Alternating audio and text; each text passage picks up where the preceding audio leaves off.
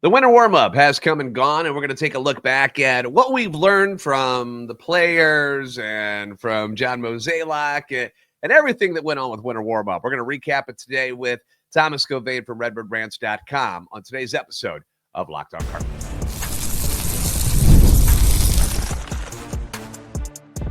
You are Locked On Cardinals, your daily St. Louis Cardinals podcast, part of the Locked On Podcast Network. Your team every day. Hey there, Cardinals fans. I'm JD Hafford, and I am your host for Locked On Cardinals, part of the Locked On Podcast Network, covering your team every day. You can follow me on Twitter X at JD Sports Radio, as well as the podcast at LO_Cardinals. We do want to thank those of you who make Locked On Cardinals your first listen every day. We're free and available wherever you get your podcast. You can also find us on YouTube. Like, subscribe, and comment, and hit that notification button so you know when the new episodes are posted, because this is a show serving Cardinal Nation and giving the best fans in baseball all of the info about the birds on the bat. Today's episode being brought to you by FanDuel. From the first whistle to the final drive, FanDuel makes the NFL playoffs even more exciting. Right now, new customers can bet $5 and get $300 in bonus bets if you win your first bet. Visit FanDuel.com to get started. So our 2025 winter warm-up has ended, and we heard from almost everyone that you would want to hear from that is related to what's going on with the Cardinals right now outside of Nolan Arenado, really. And to help us sift through everything that went down, our friend Thomas Gray from RedbirdRants.com is joining us. Thomas, how are you? I know it's currently 2 degrees in St. Louis. It's a whopping 3 right now in Kansas City. Your load today, I looked this up because I wanted to be prepared for you coming in. -7 is the load today in Kansas City. Why do we do this to ourselves, Thomas? It was brutal warm in the car up this morning. I think we live in the Midwest for the people. Isn't that one of the rules that we have here? I guess. I don't know. I question myself every time, every winter, even in the summer too, when it's like 102 and the humidity is where it's at. I'm like, why do I do this? There's so many better places on this planet that I can live, and I don't do it, and I don't know why. It's baffling. I think we get 30 good days a year. Out of 365, we get 30 good ones. Yeah, we don't really get a spring or a fall anymore. It just kind of goes from summer to winter, hot, cold, and it's miserable. But we're all dealing with it right now. So do your best to stay warm out there, whichever part of the Midwest or country that you're living in. If you're somewhere more tropical, good for you. Don't rub it in our faces because we're like icicles right now everywhere we're at. So moving on to what's going on with the St. Louis Cardinals right now. The winter warm-up was this weekend, and each day you kind of had almost like a theme, really, of who talked to the media and whatnot on each day. And I covered a lot of stuff that John Mozeliak spoke about on Monday, but we didn't have you, obviously, on Monday. And I would like to get your thoughts on things that you heard from John Mozeliak, what he said about trading Nolan Arenado in the direction of the team. Is there anything you want to add to what John Mozeliak had to say on day one?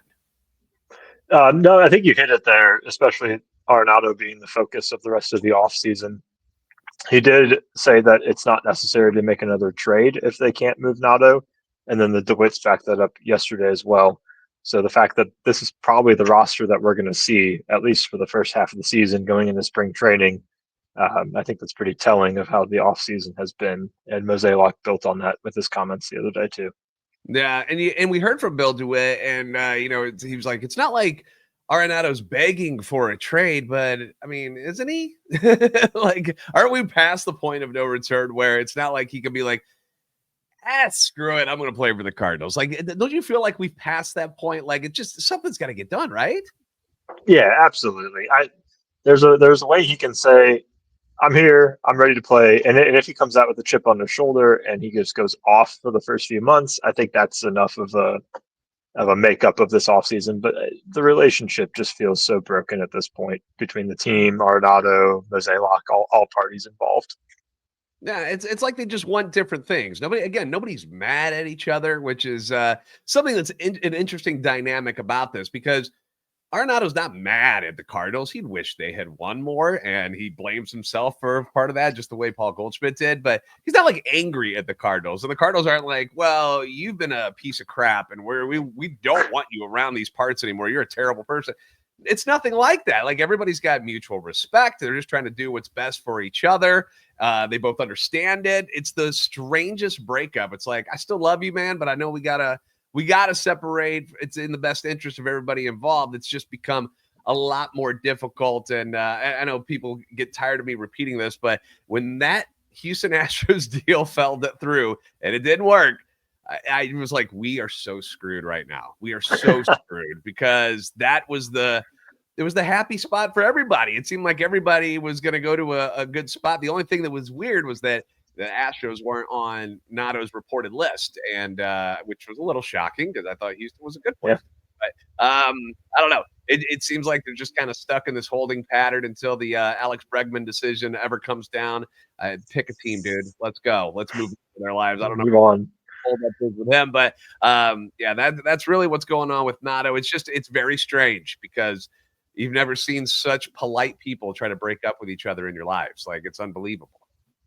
Yeah, the fact that it's just going to keep on going, and we're not going to have conclusion until past spring training, probably. We're a month out, dude. Like, it's going to Arenado, he could finish out his contract with the Cardinals for all we know, and this whole offseason could have been a wash. It's weird. It's very strange, and it's very Cardinals like, because the way Mo talked about things, it's like he's talking about both sides of his mouth, because he's like, well, we know we got to do this, but I'm just saying we may not do this. He's just like, there's no path with it. It's just like, we don't know what to do anymore. We're kind of screwed. So, but one thing that I don't believe that we're screwed in is what the future of this team looks like. I'm pretty darn excited about the youth and the future of this franchise, although a lot of people will tell you that it's not that bright, but I do see it differently. I believe you do as well, Thomas. So we're going to dive into what the new younger core of this team is going to be riding with in 2025. We'll talk about them next on Locked On Cardinals. Did Rocket Money help you find any subscriptions that you forgot about, or that you were paying for twice? Because that's definitely something that I dealt with. You don't really realize, unless you dig into like what you were spending each and every day, and you're paying attention to your bank account super, super close, you never know how much little transactions are going on. Really, you lose track of them. I know I did. I had a few subscriptions that I didn't realize I was still paying for, and that's where Rocket Money hooked me up. They made it so easy to track them all down. It's like having a personal assistant for your finances. Rocket Money, it's a personal finance app that helps you find and cancel those unwanted subscriptions. It'll monitor your spending for you, helps you lower your bills so you can grow your savings, because we all wish we had more money, right? And they can help you have more in your account right now. It brings everything together in one place, whether it's those subscriptions that I'm talking about, or your spending habits, or even goals that you might have for the upcoming year. Rocket Money has over 5 million users and has saved a total of $500 million in canceled subscriptions, saving members up to $740 a year when using all the app's premium features. What could you do with an extra $740 in your account this year? I'm sure you could find better use of it than where it's going right now. So cancel your unwanted subscriptions and reach your financial goals faster with Rocket Money. Go to rocketmoney.com/lockedon today. That's rocketmoney.com/lockedon. rocketmoney.com/lockedon.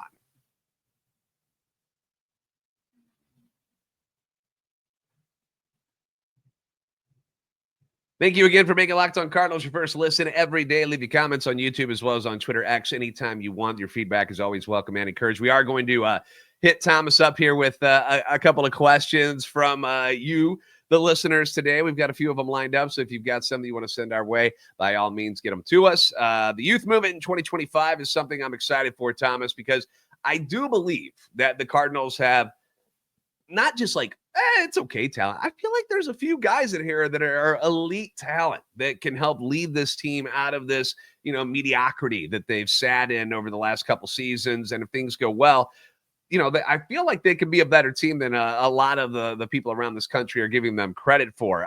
What are your thoughts from day 2 of the winter warm-up, where we got to hear from some of these guys that are going to be the leaders in the clubhouse moving forward, guys like Masyn Winn and Quinn Mathews and Jordan Walker and a whole lot more? What'd you think about them? Yeah, I love the day 2 stuff. There are a couple of things that I took away from it. One, Masyn Winn is awesome, and he deserves every bit of St. Louis super. Like, we need to plaster his face everywhere for the next decade, hopefully. Yeah. So I think he was awesome. His interviews, his hockey sweater that he was wearing, it was really cool to see all that. I actually loved the Quinn Mathews interview, primarily because he's just a quirky dude, and I had no clue about that. Like My gosh, his crypto. That is that. Anytime I see an athlete or talk to an athlete and they come off like that, I'm like, what? I don't expect it. You know, you always expect him to have like that jock persona, and he is not that guy. No, he's kind of a nerd. Like, yeah, he's like a top 50 prospect in baseball, and he says, "I wanted to be an investment banker." Actually, what is this? And who doesn't? You know, who doesn't strive for something? Yeah, like 80 hours a week. So his personality is what intrigued me there. Jordan Walker and Victor Scott II, they impressed me just with their drive and the offseason work. I think Victor Scott could be a future leader. Derek Gould had a piece about him wanting to be a resource for JJ Weatherholt as well. So 2 young guys pairing up there in the spring. Those 4 guys made me really excited for the future. But then you throw in Nolan Gorman, still young and has potential. Tink Hence is there. Andre Palante, Michael McGree. Like, there's a lot of young, talented players, like you said, on the Cardinals. And there's only more to come behind them too. There's not much of a reason to be worried about the youth movement, in my mind at least. Yeah, and they're preparing you for the fact that, hey, you got to understand that a lot of these guys are, you know, ages 21 to 25, and some of these guys are going to be getting a bigger taste of the major league level for the first time, and so there's going to be growing pains, which is why they're telling you, like, look, but we want these guys to learn this now instead of having them, you know, kind of half-ass it and sit on the bench and learn from veterans. Like, they're like, no, we're going to throw them in the fire. You know, first off, it's better financially. It's a lot easier to do that. And if we're not winning by overpaying people, which is what they did last year, you know, overpaying for guys like, you know, a Kyle Gibson and a Lance Lynn and a Paul Goldschmidt, if you're not going to get more, you know, production out of those guys for, you know, more bang for your buck, then what's the point? Where you feel like some of these guys could probably give you the same numbers. And I keep coming back to the, you know, the Paul Goldschmidt stuff, because when I talk to other Locked On hosts, that's all they want to talk about is Arenado and Paul Goldschmidt. And I'm just kind of like, guys, if you take away their names, the production that I'm getting from these guys is not matching up with what they were supposed to be. So losing Paul Goldschmidt, the human being, sucks, you know, because we all loved him in the clubhouse, and obviously he's a great guy in the community, and will continue to be. I mean, I'm sure he'll be a knockout for everybody in New York as well, but he wasn't that guy anymore. You know, you don't think you can get the same production that you got from Paul Goldschmidt this year out of one of the younger guys too, and let them learn and get experience at the same time. So I understand what they're doing. I get it. And I know it's upsetting to some fans because it's different than what this team has done, but it gives me more hope instead of the same old. It's one of the reasons why this whole reset thing has kind of been a little bit of a bummer, because they haven't been able to do it the way they wanted to do it, because, you know, Mo was handing out no trade clauses to everybody. So everybody's got one that, you know, had some trade value. And now we're stuck with a few of these guys. And it's not a totally bad thing, but, you know, it's just going to slow the process of moving on from this type of thinking that they've done the last, 20 years. It's just going to slow it down a little bit, which is a little bit of a bummer. But you brought up Victor Scott. I did want to ask you about this. Victor Scott, do you think he's on this roster right away? Because outfield's kind of full, dude. Yeah, I could see him being a AAA guy, which stinks because he's exciting, he's fast, he's young, he's athletic. Yeah, but I mean, you look at the outfield, we've got Newbar, Walker, and Ciani starting already. We got Brendan Donovan, who's probably going to have to get some reps out there, especially if Arenado stays. Alec Burleson could be put in the corner outfield. There's not much room for Victor Scott II, and I do think he still needs some seasoning down in the minors, especially with all these additional instructors and coaches that can help him out down there. Yeah, absolutely. Koperniak is another guy that's probably going to be a bench guy up at the major league. So there's just not a lot of room for him because, again, you want these guys to play. And if they're just going to sit around, it's not doing them any good, man. They need to be out in the field. They need to be practicing their arts and getting it all together. So that's the unfortunate part about Victor, is because I love the guy.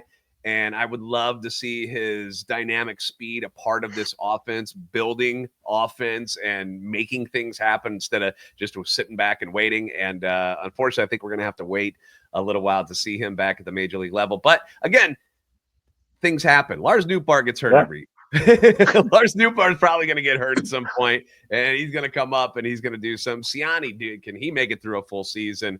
Right, last year was his rookie year, and he didn't make it through. So, and what if things are really bad for Siani? Like, what if he's not the guy that he was this past year? There's a certain chance that could happen, and like.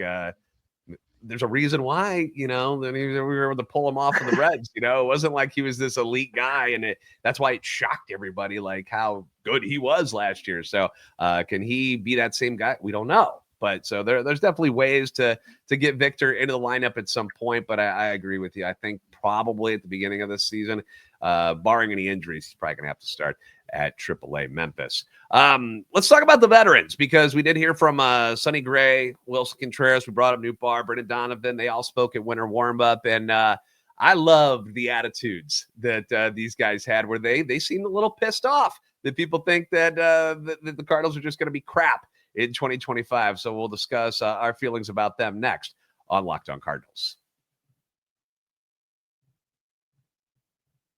From big upsets to game-winning drives, the NFL playoffs are better with FanDuel, because right now new customers can bet $5. That's right, $5, and get $300 in bonus bets. $5, you guys. I'm talking about a cup of coffee, really, is what that is these days. And you're getting $300 in bonus bets if you win your first bet. That's $300 to keep the action going. National championship game last night. It was Notre Dame, Ohio State. Notre Dame has that great drive at the beginning of the game, and then it was all Ohio State for the most part. They made it a little more interesting later in the game, which had people who had placed bets, because the spread was 8.5, I think, and so it got interesting there for a little bit. So you could have got in on that action. Obviously, NFL playoffs will continue this weekend. NFC Championship game is first on Sunday afternoon. Washington Commanders at the Philadelphia Eagles. Eagles favored by 6.5 at FanDuel. AFC, the Buffalo Bills at the two-time defending champion Kansas City Chiefs, who anybody outside of Kansas City is rarely rooting for them. I'm more on their bandwagon now than ever, because everybody hates them now. So now I'm starting to love them a little more. Chiefs favored by 1.5 on FanDuel. Visit FanDuel.com to join today and get started with $300 in bonus bets. That's FanDuel.com. Make this playoff season unforgettable with FanDuel, an official sportsbook partner of the NFL.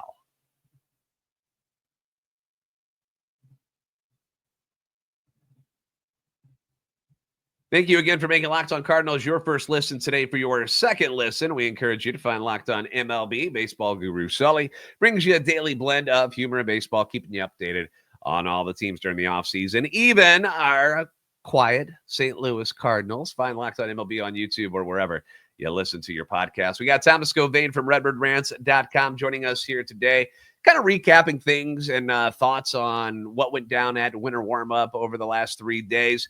Thomas, many have already written off the Cardinals in 2025. In fact, in some circles, they've been picked to finish last in the division, which to me is hilarious, because they act like everybody's gone. It's unbelievable to me that you're going to tell me that losing Paul Goldschmidt and his production from last year, plus guys like Kittredge, Gibson, Lynn, those are such high impact moves that the Cardinals are going to fall to last place and just be,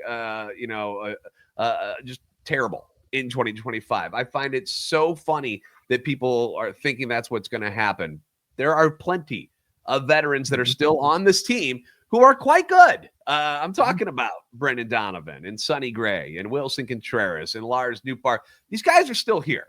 They have not been replaced by backup AA players, no matter what these people try to make you believe. So, and you could tell in the interviews that they had over the last couple of days at winter warm-up that they're kind of annoyed by the fact that pundits have written them off already in 2025, that they spoke at length this weekend about how they feel about the team in 2025. What are some of the takeaways that you have from things that these veterans said this weekend that gives you hope here in the upcoming season?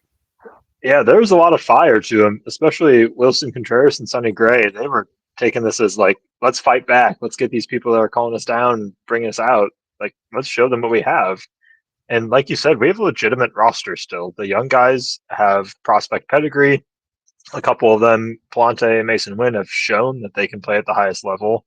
and then you throw in the role players behind them as well. Like, it's a legitimate roster still, and the fire behind the veterans just tells me that that's gonna bleed down into the rest of the team, and we might see a hungry Cardinals team with the chip on their shoulders, which I don't know. We've just kind of floated on our laurels for the last few years, and look at all these talented players we have. We don't need to have that. Like, to have this coming into the season is a pretty nice change of pace in my mind. Yeah, and it might be something that, like you mentioned, it might be because for so many years it's just been, hey, Cardinals cream of the crop in the division, Yeah, one of the best teams in the National League, and now people aren't talking about that, and people are disappointed in what the Cardinals have done or haven't done, and they're taking it personally, and I kind of dig that, and I like the fact that they believe in what the franchise is doing. Again, Sonny Gray, Wilson Contreras, they had the option if they wanted to be traded and not be a part and thought so poorly of what they've got around them in personnel that they could have gotten the hell out of Dodge. They didn't have to be here. They could be traded. People would take them. And they both were like, I want to be here. Like, now, you mentioned Wilson Contreras, like him talking like he's like, no, man, it's not me to run away from a challenge. I'm going to stand up and I love that. I mean, when have we ever heard that from our other leaders in like Goldie and Arenado? Like, I love that there's a vocal guy in this clubhouse.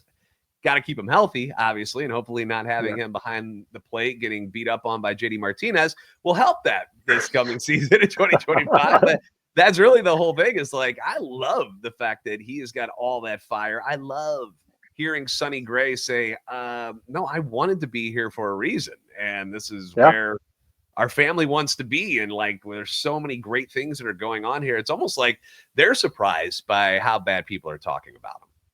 Yeah, absolutely. There's two different types of underdogs in the sport. You can have the teams that know they're bad and don't quite care, but then you have the teams that everybody else is looking at as bad, but they have an energy and a fire, and they want to prove them wrong. And I think the Cardinals are in the second bucket pretty heavily right now. Yeah. This could be the kick in the pants that maybe this franchise in general needs to have. And and hearing the young guys talk this weekend as well, like seeing Jordan Walker was something that really impressed me during his press conference. And he was talking about, the different things that he's already worked on with new hitting coach Brant Brown. And he was like in depth and stuff. And if you remember him in his first couple of years, we forget how young Jordan Walker still is, like, even though he's been around a couple of years. And you could just tell, you knew he was very mature for his age before, but watching him speak now, there's confidence in what he's talking about. He doesn't seem like a kid anymore. Like, he looks like a guy that's ready to take on a bigger leadership role with this team, which is something they desperately need out of him, because he's supposed to be one of the guys for this squad. For, as you mentioned with Masyn Winn, for the next decade, it was supposed to be Walker, not Winn, that was going to lead this team, and it didn't work out that way. And lucky for us, Winn stepped up, but I'm not writing Jordan Walker off by any means, man. I loved hearing what he had to say this weekend. Yeah, it was real cerebral. He broke down every aspect of his hitting motion, and it was great to hear. Super nerdy stuff, but if you right up our alley, in January, you're a nerd just like us, so you want to hear it too. So I encourage you, if you get a chance, to check out some of the video feed from the different media portions of Winter Warm-Up, where Jordan was talking about his hand placement and stuff. Like I said, super nerdy stuff, but it's little things like that can make all the difference. And it's good that he's getting fresh takes from the new coaches, that Brant Brown is working with him and Nolan Gorman and stuff. And hopefully they figure out why they aren't producing the way that everyone thought they would. Because you got to remember, these guys, Jordan Walker was the number one right-handed hitting prospect in all of baseball not that long ago. And you can't tell me that the talent has just gone. It's there. You just got to unlock it a little bit better, and hopefully that'll happen. All right, so we got some questions for you, Thomas, from the comment section on YouTube. And I want to throw some things at you real quick. Todd in St. Louis asks, if Nolan Arenado doesn't get traded, which pitcher do you think gets moved first, Eric Fedde or Steven Matz? I'd say Eric Fedde. I think you and I talked about this recently. Fedde's talent level plus his contract make him much easier to move than Steven Matz. I would prefer it to be Steven Matz, but I don't know if we can move him in a deal that fits both the Cardinals and the receiving team while also getting a decent package in return. So I would say Eric Fetty would be the first one to go between those two if Nato stays. And Mo reiterated this weekend that like trading starting pitching is absolutely something he does not want to do. And Right. I went into it in depth yesterday about like even the Dodgers with all their capable arms and how this ungodly rotation has been built. Two of them dudes are going to get hurt. It just is going to happen. Yep. It happens to almost every team. And the Cardinals kind of got lucky last year that they didn't deal with as many major injuries with their starting rotation. So, it makes sense. And, it'd be nice to have Steven Matz still as kind of that sixth swing man, if you will, if he doesn't end up being one of the main five in the starting rotation. So I don't want to trade any of them, really. No, keep them. Yeah. Heather in South County asks, what player has to have a better year in 2025? Jordan Walker or Nolan Gorman for this team to actually compete? Probably Jordan Walker for a few reasons. One, he's got a better prospect pedigree. He was supposed to be that guy, like you were saying, who sits 3 or 4 in the lineup and just mashes all day, all year. I think Gorman, we don't quite need as much to be as good. He can be easily traded, and I think fans would look on that better than if we were to trade Jordan Walker, because fans have kind of given up on Nolan Gorman. So they may see a trade of him as like, okay, cool, wash our hands clean, move on. But I think Jordan Walker is the bat that we need in the heart of the lineup that we haven't been able to produce since Oscar Taveras. Yeah, I would agree with that wholeheartedly. When we talk about, Walker's an outfielder now, depth on the infield is something that the Cardinals they're kind of all right at when you think about what's coming up. You brought up JJ Weatherholt earlier. How far away from the big leagues is he? Because, he's one of the top prospects in all of baseball. Obviously a mature kid, college guy. So it's not like, he's 18 trying to figure things out and just left home for the first time. No, this is a guy who's on the fast track to get to the major leagues. You don't want to have him just, sitting around AA and AAA for 2-3 years if you don't need to. Like, bring him up. Bring him up. So obviously Thomas DeJacy, somebody who has done everything you could ask for at the minor league level. It's time for him to do it in the pros. So there is some depth there. And if Gorman doesn't pan out for whatever reason, like you said, he's a guy that, you can move on from if you need to, and you probably wouldn't do as much damage. Scott in Hazelwood asks, Matthew Liberatore said this weekend he's training to be a starter. Is this really the smartest thing to do for him in this team? Thomas, thoughts on Matthew Liberatore? When I saw that, I was like, oh, God, here we go. Do we have to do this? I guess we have to do this. What are your thoughts on this? Training to be a starter, good or bad idea for Matthew? Yeah, I just wrote that he needs to stay in the bullpen. We need a high leverage lefty. He did extraordinarily well last year in that role. He just hasn't had his touch as a starter. As far as better for him, he needs to be a starting pitcher for his finances. However, the team doesn't need him to be a starting pitcher. Yeah. So I think he needs bullpen probably is where he fits. Yeah, that's where I like him, just because, like you say, having somebody like that back there is awesome. It's like when you can pull that off, like it was like, Miller with Cleveland and the Yankees all those years. I mean, that's the kind of guy he reminds me of. Might not quite be as filthy as he was, but he's that big lefty who can give you 2 innings out of the bullpen and a dominant 2 innings. The quote that he did say that I remember, he was like, it's just a lot easier to train for 5 innings and then come to 1 than train to be a 1-inning guy in the bullpen and then try to rev it back up to 5. So I get kind of the philosophy of it, but I really am hoping they aren't tinkering with the idea of having him as a rotation guy at the outset of camp or anything. Like, I think he was great in the bullpen. Why mess with a good thing, right? Yeah, same thing, like, I agree. We talk about this with Helsley, where Helsley's like, maybe I could be a starter. No, stop. You're the top. I'd actually like Helsley to be a starter, but that's just me. See, I can't get on board with that at this point in his career. But hey, that's why we talk about these things. So, Absolutely. All right. So, Thomas, RedbirdRants.com, what are some stories that you've been working on and things that the people need to go and read? I just had one go up this morning. Bernie Miklasz inspired me. He wrote something last week about the all Walt Jocketty team. I wrote an all John Mozeliak team, just to look back over the last 18 years of players he's acquired. So that one's up. And then I wrote about Quinn Mathews and his quirkiness as well.